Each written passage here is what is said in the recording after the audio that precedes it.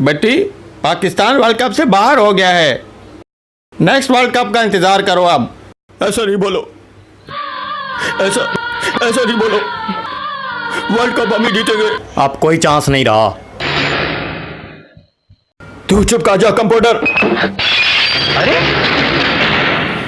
1.5 महीना जाया हुआ मेरा। निकम्मा घर पे बैठा मैं, ऐसे कैसे आ जाएंगे? हम जीत जाएंगे, जीत जाएंगे हम। वर्ल्ड कप लेके आएंगे हम। कोई टीम हमें नहीं रोक सकती। जीत जाएंगे हम। सबने साजिश की है, किसी की साजिश कामयाब नहीं होगी। जीत जाएंगे हम। हमारे खिलाड़ी अगर इस जैसे मासूम लोगों का एहसास करते तो कभी ना मैच हारते। क्या क्रिकेट वाला है कसम से। क्रिकेट वाले तो बहुत देखे हैं, लेकिन जो ऐसी टीम के लिए पागल हो जाए, ऐसे क्रिकेट वाले को आज पहली बार देखा है। हमें तो अपनों ने लूटा, गैरों में कहाँ दम था। हम भी सेमीफाइनल खेले थे, बस रन रेट कम था।